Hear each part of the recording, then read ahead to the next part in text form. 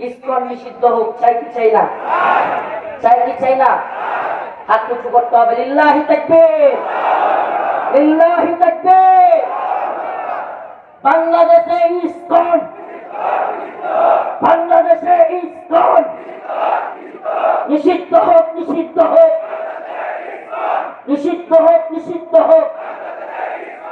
নিষিদ্ধ করো, করতে হবে। বাংলাদেশে ইসকন। রাজি আছেন ইনশাআল্লাহ? এইভাবে যখন দল বাদ দিয়া সবাই ইসলামের পক্ষে আমরা আওয়াজ তুলব, কিসের বিএনপি, কিসের হেফাজত, কিসের জামাত, আমরা সবাই মুসলমান, হাতে হাত রাখো, ঐক্যবদ্ধ হও। ঠিক আছে ইনশাআল্লাহ? ঠিক আছে? আল্লাহ পাক আমাদেরকে দলের নেতার পীরের শায়েখের গোলামি বাদ দিয়া আল্লাহ গোলামি করবার তৌফিক দান করুন। আর জোরে বলেন আমিন। কলাহাট কেন্দ্রীয় জামে মসজিদ ও যুব সমাজের উদ্যোগে আয়োজিত আজকের এই ঐতিহাসিক তাফসীরুল কোরআন মাহফিলের সম্মানিত উলামায়ে কেরাম, মুরব্বিয়ানে ইজম, প্রিয় যুবক ভাইরা, আমি এখানে আসার পর জানতে পারলাম যে এই মাঠে নাকি কখনো কোনো তাফসীর মাহফিল হয় নাই। এর পিছনে কারণ হলো এখানে নাকি ইসকন এই মাহফিল কর্তৃপক্ষ বা এই এলাকার মাহফিল যারা করতে চায় তাদেরকে বাধা দেয়।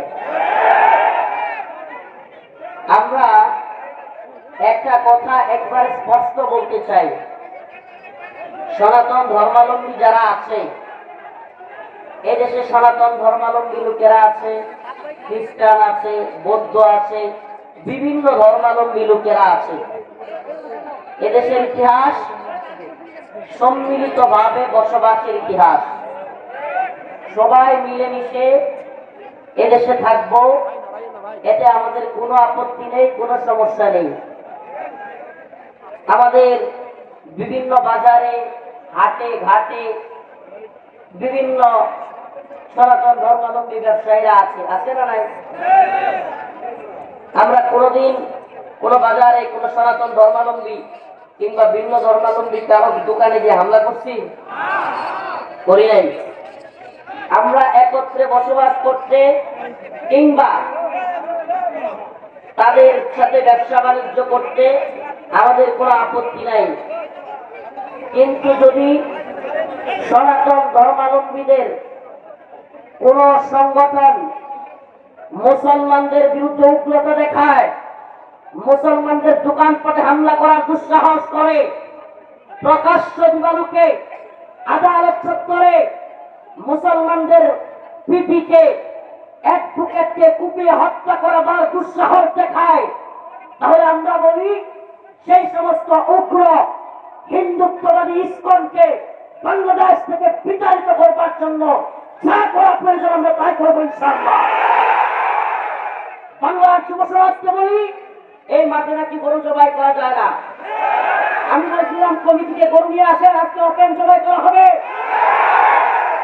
আপনারা আপনাদের ধর্ম পালন করবেন, আপনাদের ধর্ম পালনে আমরা বাধা দিই না। আপনারা আমাদের গরু জবাই করতে দিবেন না। আমাকে দেখান আপনাদের সনাতন ধর্মের কোন কিতাবের মধ্যে আছে, কোন গ্রন্থের মধ্যে আছে ত্রিপিটক, পাঠ উপনিষদ, ঋগ্বেদ, যজুর্বেদ, অথর্ববেদ, সামবেদ, কোন গ্রন্থের মধ্যে আপনাদের আছে গরু জবাই দেওয়া যাবে না? এগুলো একটা নেই। ভানুয়াট মিথ্যা একটা মানুষের সামনে সিম্পটম তৈরি করে ভেদাভেদ তৈরি করা হচ্ছে। এমনকি আপনাদের পাঠ উপনিষদের মধ্যে আছে অন্ধম তম প্রবসন্তি যাহাসঙ্গতি মুপাস্তে ততুমুয়া ইবতে তমুজ সম্মুচারতা। তাদের গ্রন্থের মধ্যে রয়েছে, তাদের তন্ত্রের মধ্যে রয়েছে যাহারা প্রকৃতির পূজা করিবে তাহারা নরকে যাইবে। কোথায় যাইবে? প্রকৃতির পূজা করিলে কোথায় যাইবে? আর যদি মূর্তি পূজা করে তাহলে আরো বড় নরকে যাইবে। তাদের গ্রন্থের মধ্যে রয়েছে, তাদের মন্ত্রের মধ্যে রয়েছে। অথচ কিসের দোহাই দিয়ে আজ তারা আমাদের মুসলিমদের গরু জবাই করার বাধা দেয়? এত বড় দুঃসাহস তারা পেল কোথায়? আমি তো বলি পারলে মঞ্চে নিয়ে আসেন গরু, আজকে মঞ্চে জবাই হবে গরু। গরু আজকে কোথায় জবাই হবে? মঞ্চে জবাই হবে। উগ্রতার দিন শেষ, ভণ্ডামির দিন শেষ। নতুন বাংলাদেশ, এই বাংলাদেশে কোন উগ্রতা, কোন সন্ত্রাসী কার্যক্রম চলতে দেওয়া হবে না। আমরা যেমন আপনাদের ধর্মীয় কোনো কাজে বাধা দেওয়ার পক্ষে নই, আপনারা যদি বাধা দিতে আসেন, যে হাত দিয়া গরু জবাই বাধা দিতে আসবে ওই হাত ভেঙে দেওয়া হবে, ওই হাত পুড়ায় দেওয়া হবে। হ্যাঁ মুসলিম উম্মার যুবকেরা, তোমাদের লজ্জা হওয়া উচিত, লজ্জা হওয়া উচিত। এই কথা বলবার আগে গরু জবাই করতে দেয় না। আমি তো বলি যারা আমাদের ফরজ বিধান, কুরবানি ওয়াজিব বিধান সেটা পালন করতে দেয় না, রাসূলুল্লাহ সুন্নাহ হলো ওকে জবাই করে দাও, ওই ভণ্ডদেরকে জবাই করে দাও যারা তোমাকে ফরজ বিধান আদায় করতে দিবে না, যারা তোমার ধর্মকে বাধা দিবে। তোমার তো উচিত ছিল আগে ওইটাই শোয়াই দেওয়া, তাইলে আর দুঃসাহস করতো না। কথাগুলো ভালোভাবে বুঝবার চেষ্টা করবেন। আমরা উস্কানি দেই না, কিন্তু যদি আপনি আমার রাস্তায় কাটা দেন, এই কাটা সরানোর দায়িত্ব তো আমার। আমার কথা বুঝতেছেন? আপনি আমার রাস্তায় কাটা দিয়েছেন, কাটা সরাবে কে? আমি তো আপনার মন্দিরে গিয়ে কোনোদিন আপনাকে হামলা করি নাই। আমি তো আপনার মন্দিরে কোনোদিন আপনার পূজা করতে কিংবা আপনার কাজগুলো করতে, আপনার ধর্মীয় বিধিবিধান মানতে বাধা দেই নাই না? আপনারা দিচ্ছেন। সাবধান, এটা করবেন না, কখনো না, সাবধান। ইসলামে এটা নিষেধ আছে। তাহলে আপনি আমার গরু জবাই করতে বাধা দেওয়ার কে? বাংলাদেশে কোরবানির সময় বলেন তো, কোরবানির পশু কোনটা সবচেয়ে বেশি জবাই হয়? 90 ভাগ গরু জবাই হয়। কোরবানির তো 90 ভাগ কি হয়? গরু জবাই হয়। আর 6-7 ভাগ হয় খাসি। 2 থেকে 3 ভাগ সারা দেশে মিলে যায়, সম্ভবত 2 ভাগ দুম্বা, ভেড়া কিংবা মরিচ, এটা সেটা সব তো গরু।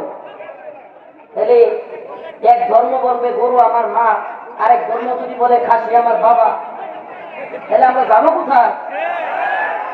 আমার কথা মনে হয় বুঝতে পারি নাই। যদি কোন ধর্মের লোকেরা বলে গরু আমার মা, জবাই দেওয়া যাবে না, তাহলে আরেক ধর্মের লোক বলবে খাসি আমার পাড়া, আমার বাবা, জবাই দিব কি? আমরা খেয়ে থাকবো নাকি? এরা বলে, এরা ইসকনের, বিশেষ করে ইসকন যারা, এরা বলে তারা নাকি সাধু সন্ন্যাসী, তারা জীব হত্যা মহাপাপ, নাউজুবিল্লাহ, জীব হত্যা মহাপাপ, মানুষ হত্যা মহাপাপ।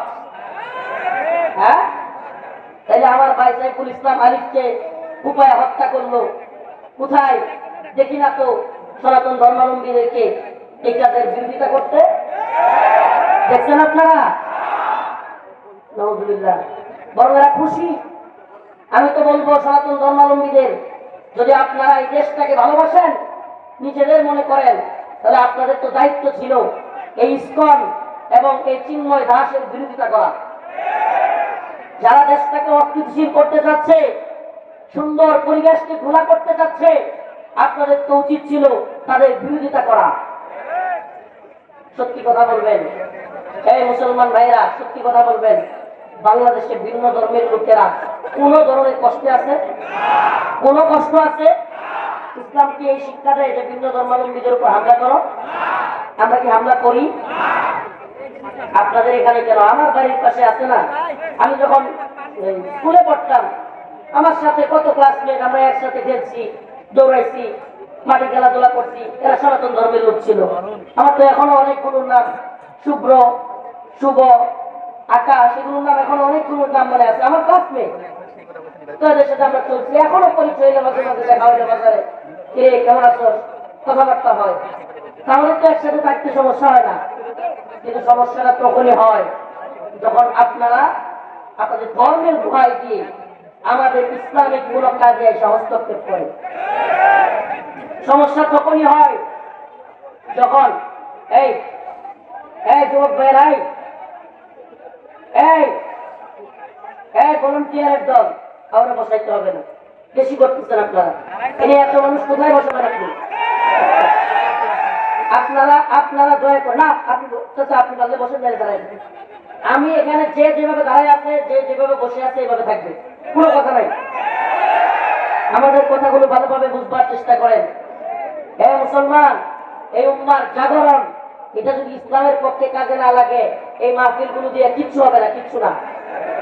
এই যে প্রায় লাখো জনতার যে বীর দল, এটা যদি দিনের পথে কাজে না লাগে কিচ্ছু হবে না। এই লাখো জনতা দিয়ে রফিকুল ইসলাম মাদানী প্রোগ্রামে বিরাট মানুষ হয়েছে, কোনো ফায়দা নাই, কোনো ফায়দা নাই। বুঝবার চেষ্টা করেন। আজকে হিন্দুত্ববাদী, ব্রাহ্মণ্যবাদী, তাগুতি শক্তি ভারত মুসলমানদের এই দেশ, শাহজালাল মুজাররাদ ইয়ামিনের এই ভূখণ্ডকে নিয়ে উস্কানি দিচ্ছে, বিভিন্ন উস্কানি দিচ্ছে। আপনারা কি উস্কানি শুনতেছেন?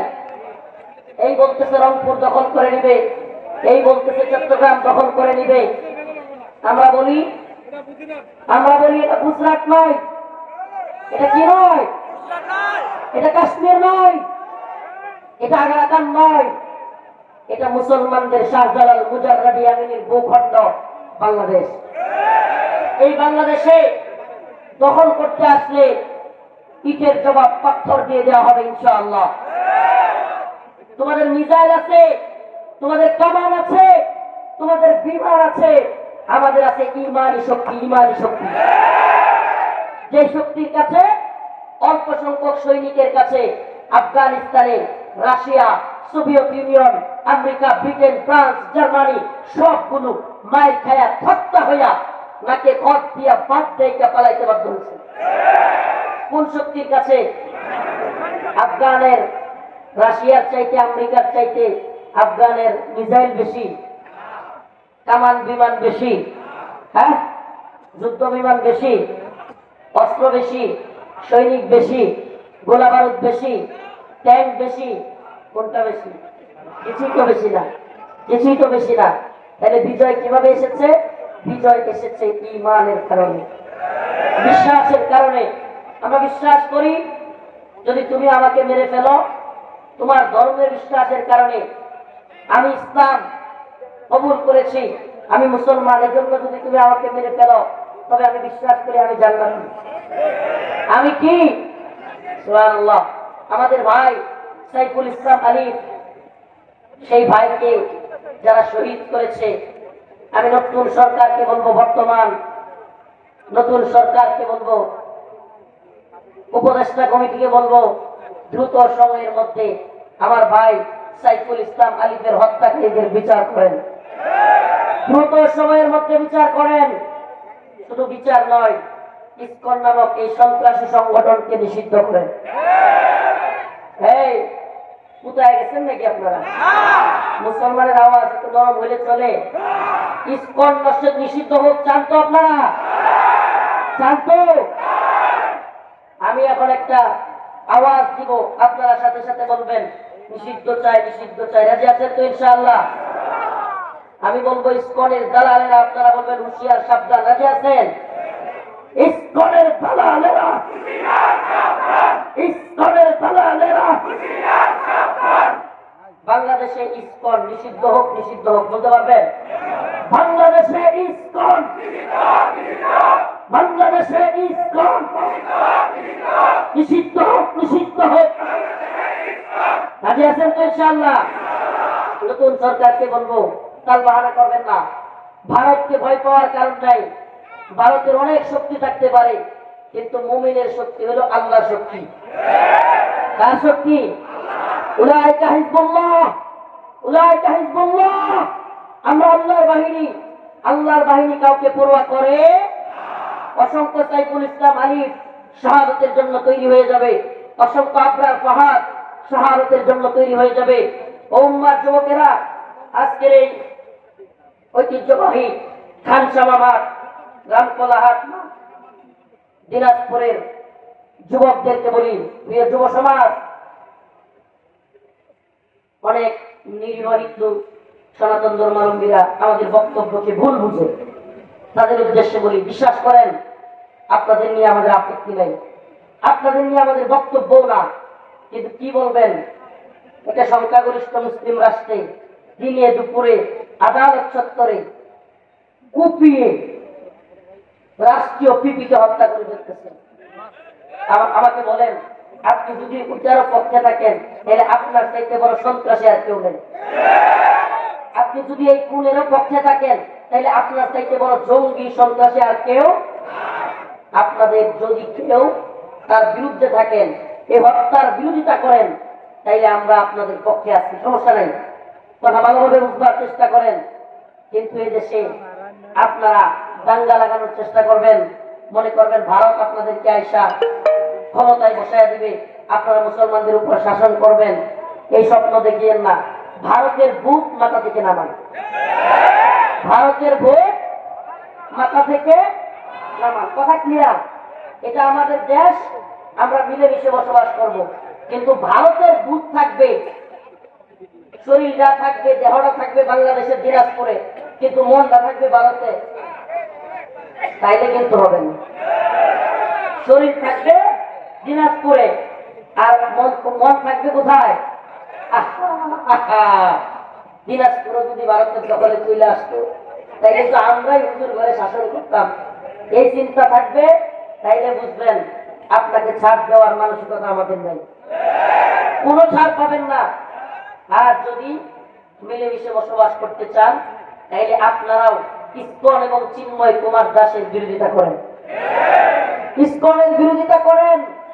একটা কথা মনে রাখবেন মুসলমান, প্রিয় দিনাজপুরবাসী, আজকের এই শুক্রবার, এই জুমার নামাজের পর এই হাজার হাজার জনতার মাঝখানে বলে যাই, আপনাদের কাছে আমার প্রাণের দাবি থাকবে।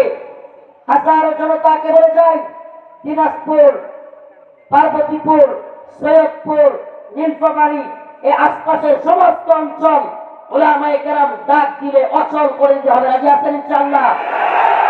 ইসকনকে নিষিদ্ধ না করে আমরা থামবো না ইনশাআল্লাহ, ইনশাআল্লাহ। ইসকনকে নিষিদ্ধ না করে আমরা থামবো, ইসকনকে নিষিদ্ধ করতে। অনেকে বলে এখন নতুন স্লোগান দিচ্ছে যে চিন্ময় কুমার দাস আর ইসকন এক জিনিস না। আমি তো বলি রংপুরে যে কয়েকদিন আগে চিন্ময় কুমার আসলো, তাইলে এতগুলো মানুষ সব কি চিন্ময়ের গোলা পান নাকি? হ্যাঁ, রংপুরে যে সমাবেশ করলো, চিন্ময় আসলো, কি পরিমাণে সনাতন ধর্মাবলম্বীরা হইলো, সব কি এই চিন্ময়ের ডাউনলোড করা নিজের ঘরে সন্তান নাকি? হ্যাঁ, তাহলে আপনারা তারা সাপোর্ট দিচ্ছেন, দিচ্ছেন কি দেন নাই? চট্টগ্রামে লক্ষ লক্ষ সনাতন ধর্মাবলম্বীরা তার পক্ষে দাঁড়ায় যায়। আবার আপনারাই বলেন চিন্ময় আমাদের কেউ না, খেলার নাম বাবাজি। এখন যখন দেখছেন বিপদে ভরে গেছে, চিন্ময়রে ছেড়ে দিয়ে ইসকনে ধরছেন। আমরা বলি এই দেশকে যারা অস্থিতিশীল করতে চায় প্রত্যেককে আমরা উচিত জবাব দিব ইনশাআল্লাহ। আরেকটা কথা বলি, বিভিন্ন দলের নেতা কর্মীরা এখানে আছেন, দলের দলান্ধ হবেন না, দলের গোলামি করিয়েন না। এই আওয়ামী লীগ খালি ভারত ইন্ডিয়ার দালাল না, আওয়ামী লীগের মতো আরো নতুন দালাল সাজবার জন্য, ক্ষমতায় আসবার জন্য নতুন দালাল তৈরি হয়ে যাবে। ক্ষমতার দালালি করিয়েন না, দেশটাকে বুঝবার চেষ্টা করেন। ইন্ডিয়া যেইভাবে উস্কানি দিচ্ছে, খোদা না করুক এক ভয়ঙ্কর মেসাকারের দিকে যাচ্ছে দেশ। এরা টার্গেট কিলিং শুরু করেছে, টার্গেট কিলিং। ছাত্র সমন্বয়কদের যদি গাড়ি চাপা দিয়ে মারতে চাইতে পারে, রফিকুল ইসলাম মাদানিদেরকে, হারুন ইসহাকদেরকে মেরে ফেলবে, এটা কোনো ব্যাপার?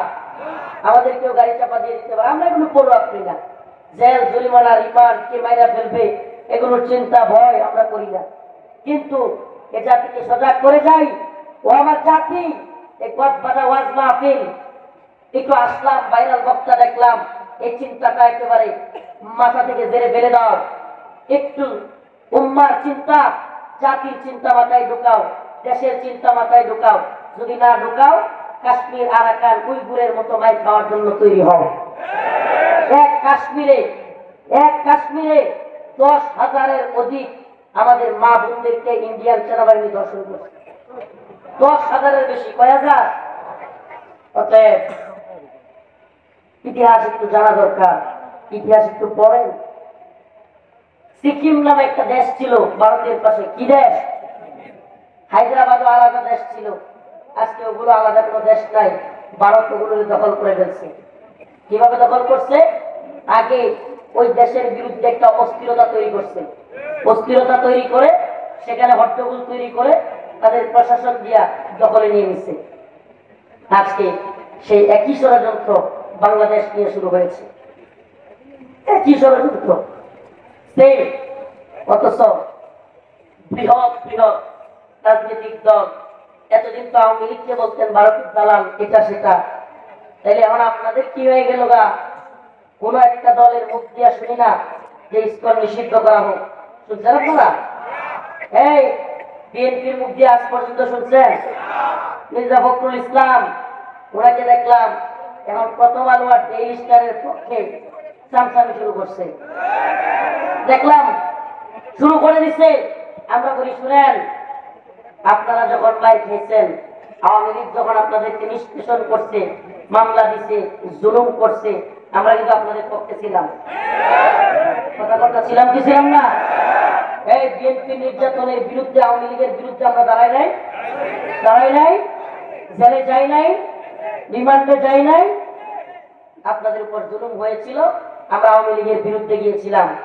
কিন্তু সাবধান, আওয়ামী লীগ যে ভুল করেছিল বাংলার জমিনে, একই ভুল আপনারাও করিয়েন না, লাঠি খাইতে বেশি সময় লাগবে না।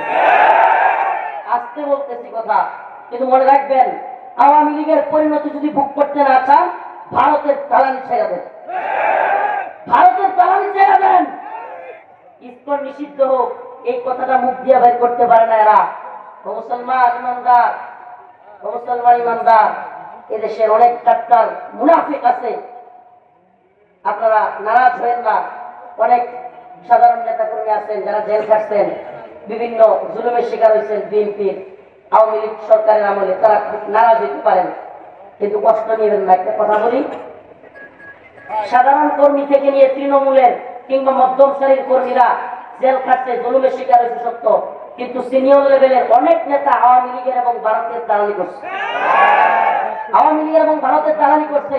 এরাই এখনো পর্যন্ত ভারতের এবং আওয়ামী লীগের দালালি করেই যাচ্ছে। এদের জন্য এখনো আওয়ামী লীগকে নিষিদ্ধ করা যাচ্ছে না। গতকালকে একটা টকশোতে দেখলাম, ফেস দ্য পিপলের একটা টকশোতে প্রধান উপদেষ্টার প্রেস সচিব তিনি বলতেছেন যে রাজনৈতিক দলগুলো একটাও ইসকনকে নিষিদ্ধ করার পক্ষে না, রাজনৈতিক দলগুলোর একটাও ইসকন নিষিদ্ধের পক্ষে না। আপনি কল্পনা করতে পারেন, অথচ যে ইসকন দেশ ভাগ করতে চায়, যে ইসকন দেশকে ভারতের গোলাম বানাইতে চায়, যে ইসকন দেশকে একটা বড় রাজ্য বানাইতে চায়, সেই ইসকনকে নিষিদ্ধ করার কথা বলবার হিম্মত করতে পর্যন্ত পারতেছে না।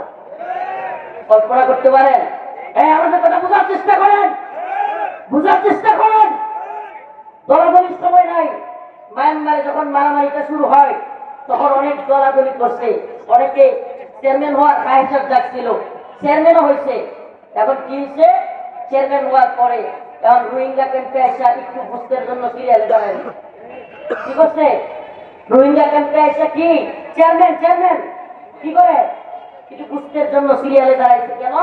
কারণ এমন মায়ের মারছে বৌদ্ধরা, মারতে মারতে পুরায় ফেলছে বাড়িঘর, এমনকি গাছের সাথে বাইন্দা পিছনের রাস্তা দিয়ে রড দিয়া মুখ দিয়া বাইর করছে, মানুষকে জবাই করছে, এত কিছু কইরা দেশ ত্যাগ করতে বাধ্য করছে। কেন? ওই যে দলাদলি আর চামচামি করছে। দিন শেষে কি হয়েছে? এই দলাদলির রাজনীতি থেকে আমাদের বেরিত হবে। এ মুসলমান, ঐক্যবদ্ধ হন। ঐক্যবদ্ধ হওয়ার সময় রাসূল বলেছেন, ইসবাতান মিন ইসবাতান মিন উম্মতি আখরাজাহুম আল্লাহু মিনান নার, ইসবাতুন তাফদুল হিন্দা ওয়া ইসবাতু মা ঈসা ইবনে মারইয়াম। ভাইরা আমার, দিনাজপুরের মুসলমান, আল্লাহ রাসূলের কথা কখনো মিথ্যা হতে পারে না। রাসূল বলেছেন, ইসবাতান মিন উম্মতি আখরাজাহুম আল্লাহু মিনান নার, ইসবাতুন তাফদুল হিন্দা। আমার উম্মতের দুইটা দল, আমার উম্মতের দুইটা দলকে আল্লাহ পাক জাহান্নামের আগুন থেকে মুক্তি দিবে। এর একটা দল হলো ইসবাতুন তাফদুল হিন্দা, যারা হিন্দুস্তান বিজয় করবে। সুবহানাল্লাহ। কি করবে? হিন্দুস্তানে এক ভয়ঙ্কর যুদ্ধ হবে।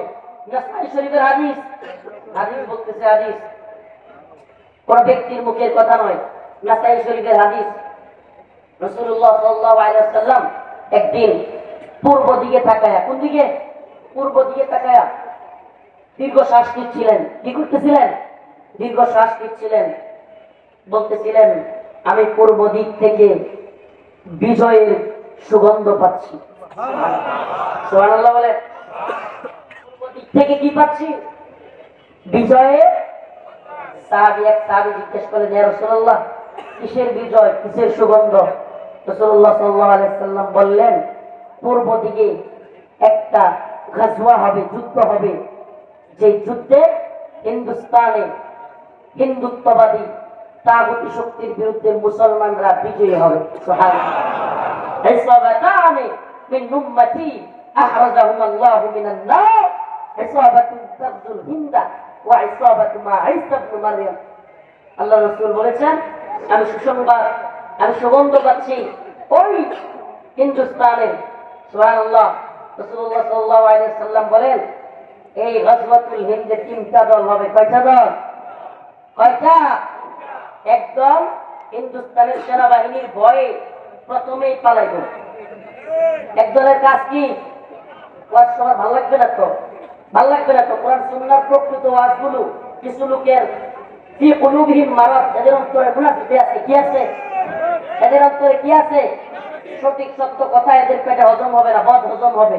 কারণ কি? দলের দালালি আছে, দলালতা আছে, গোলামি আছে।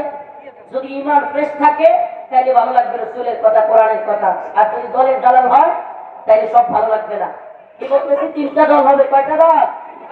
এই কথা বলেন, কয়টা দল? একটা দল প্রথমেই হিন্দুস্তানে, এই আমার কথা না, এটা রাসূলের কথা, হিন্দুস্তানের বৃহৎ সেনাবাহিনী যেটা, এই দল প্রথমেই দৌড় মারবে। দুই নাম্বার দল, এরা সম্পূর্ণ শহীদ হয়ে যাবে। সুবহানাল্লাহ। কি হয়ে যাবে? শহীদ হয়ে যাবে। তিন নাম্বার দলটা বিজয়ী হবে। শুধু বিজয়ী নয়, রাসূল সাল্লাল্লাহু আলাইহি সাল্লাম বললেন, হিন্দুস্তানের বড় বড় নেতাদেরকে মাথায় দইরা, বাপরির মধ্যে, চুলের মধ্যে দইরা, টাইনা টাইনা আকসার দিকে, বাইতুল মুকাদ্দাসের দিকে নিয়ে যাবে। সুবহানাল্লাহ। সুবহানাল্লাহ। মিনাল মুমিনিনা রিজালুন সাদাকু মা আহাদুল্লাহ আলাইহি, মিনাল মুমিনিনা রিজালুন সাদাকু মা আহাদুল্লাহ আলাইহি, فمنهم من قضى نحبه ومنهم من ينتظر وما بدلوا تبديلا। আল্লাহ বলেন, একটা দল তোমাদের মধ্যে যারা কিনা শাহাদাতের জন্য আমার সাথে কৃত ওয়াদাকে পূরণ করেছে। কি করেছে? শাহাদাতের যে ওয়াদা ছিল আল্লাহর সাথে, সেটা কি করেছে? তারা পূরণ করেছে। ومنهم من ينتظر, আর একটা দল আছে যারা কি করতেছে? অপেক্ষা করতেছে। আমরা এই দুই দলের যে কোনো এক দলে ঢুকবো ইনশাআল্লাহ। এই দুই দল কোন দল? একটা শাহাদাতের নজরানা পেশ করে ফেলেছে আবরার ফাহাদের দল, সাইফুল ইসলাম আলিফ ভাইয়ের দল। এই দল তাদের ওয়াদা আল্লাহর সাথে পূরণ করেছে। আরেকটা দল যারা কিনা অপেক্ষায় আছে, দ্বীনের পথে শহীদ হবে। দ্বিতীয় দল হলো মুনাফিকদের দল। এই দলে আওয়ামী লীগের লোক থাকতে পারে, বিএনপির লোক থাকতে পারে, হেফাজতের লোক থাকতে পারে। কথা কয় না? হ্যাঁ, জামাতের লোক থাকতে পারে। কিন্তু আল্লাহ রাসূল বলেছে তিনটা দল হবে। একটা দল নিফাকের দল, আরেকটা দল শাহাদাতের দল, আরেকটা দল বিজয়ী হবে। আল্লাহ পাক আমাদের সবাইকে শহীদ এবং বিজয়ী দলে শরীক করুন। সবাই বলেন আমিন। এই জন্য দলান্ধতা, দলের দালালি বাদ দিয়া আল্লাহর দালালি করতে হবে। কার দালালি? দালালি হবে কার? গোলামি করবো কার? দলের গোলামি, নেতার গোলামি চলবে, গোলামি হবে কার? আল্লাহর গোলামি হবে। এই ভূখণ্ডে আমরা ইসলামকে বিজয়ী করবো ইনশাআল্লাহ। রাজি আছেন তো? আবার আখেরি পয়গাম, ইসকন নিষিদ্ধ হোক, চাই কি চাই না? চাই কি চাই না? হাত উঁচু করতে হবে। লিল্লাহি তাকবীর, লিল্লাহি তাকবীর। বাংলাদেশে ইসকন, বাংলাদেশে ইসকন নিষিদ্ধ হোক, নিষিদ্ধ হোক, নিষিদ্ধ হোক, নিষিদ্ধ হোক, নিষিদ্ধ করো, করতে হবে। বাংলাদেশে ইসকন। রাজি আছেন ইনশাআল্লাহ? এইভাবে যখন দল বাদ দিয়া সবাই ইসলামের পক্ষে আমরা আওয়াজ তুলবো, কিসের বিএনপি, কিসের হেফাজত, কিসের জামাত, আমরা সবাই মুসলমান, হাতে হাত রাখো, ঐক্যবদ্ধ হও। ঠিক আছে ইনশাআল্লাহ? ঠিক আছে। আল্লাহ পাক আমাদেরকে দলের নেতার পীরের শায়েখের গোলামি বাদ দিয়া আল্লাহর গোলামি করবার তৌফিক দান করুন। আর ওদের বলেন আমি কথা একটু তিতা কিছু কিছু লাগছে, অনেকে তিতা লাগার জন্যই বলছি, কারণ আফসোস কষ্ট মুক্ত পাইতে যায়।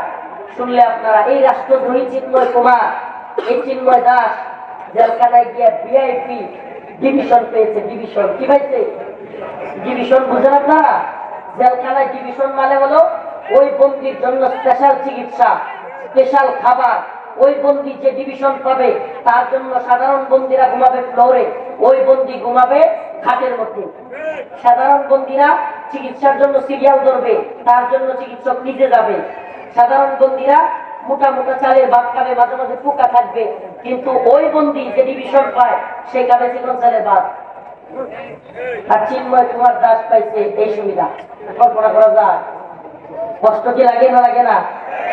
ইমান থাকতে কষ্ট লাগবে। এটা আমার ভাই কবরে, খুনি কেন বাহিরে? আমার ভাই কবরে, খুনি পায় ডিভিশন। কি একটা অবস্থা না? আমার ভাই এখন কবরে চলে গিয়েছে আর এরা ডিভিশন পায়। আসলে আমার নিজের ভাইয়ের বুঝতাম, এখন অনেকের বয়ান বেশি করা লাগবে, ঠিক থাকবে, কিন্তু নিজের ভাই মরে গেলে গা রফিকুল ইসলাম মাদানী রাজকের বয়ান সবচেয়ে ভালো লাগতো। কান্দে করে নাচতেন নিজের ভাই মরে গেলে, কারণ নিজের ভাই মরে নাই তো আরেক মুসলমান বেড়া মরে গেছে, আমার কি আমার কি আমার কি করতে করতে খুব সামনের ঘরেও দিব। আল্লাহ পাক বোঝার তৌফিক দান করো। জোরে বলে না আমিন, আরো জোরে বলে না আমিন। ওয়া আখিরু দাওয়ানা আলহামদুলিল্লাহি রাব্বিল আলামিন। আমাদের বক্তব্যকে কেউ ভুল বুঝবেন না। আমি বলি নাই আগামীকালকে আপনারা এই আশপাশের মন্দিরে গিয়ে হামলা করেন, বলছি? কথা বলেন, বলছি? আমরা আমাদের বক্তব্যগুলো ক্লিয়ার রাখতে চাই। আমরা কোনো মন্দিরে হামলার পক্ষে নই, তেমনি ভাবে কোন মন্দিরওয়ালারাও যেন মুসলমানদের কোনো কাজে বাধা না দেয়, আমরা এটা চাই। আল্লাহ পাক বোঝার তৌফিক দান করুন। অসুস্থ মানুষ, দীর্ঘ পথ পাড়ি দিয়ে আসছি, আপনারা আমার জন্য দোয়া করবেন, আমি আপনাদের জন্য দোয়া করি। তাসলিম মিনাল্লাহ ওয়া ফাতহুল করিব। প্রিয় যুবকেরা, দেখা হবে ময়দানে, ওয়াজ মাহফিলে নয়। হিন্দুত্ববাদী ভারত যেভাবে উস্কানি দিচ্ছে, যে কোনো সময় ওলামায়ে কেরাম ডাক দিলে ময়দানে নামতে রাজি আছেন তো ইনশাআল্লাহ? যুবক জীবন দিতে রাজি আছে তো ইনশাআল্লাহ? শাহাদাতের নজরানা পেশ করার জন্য তৈরি থাকো। আসসালামু আলাইকুম ওয়া রাহমাতুল্লাহ।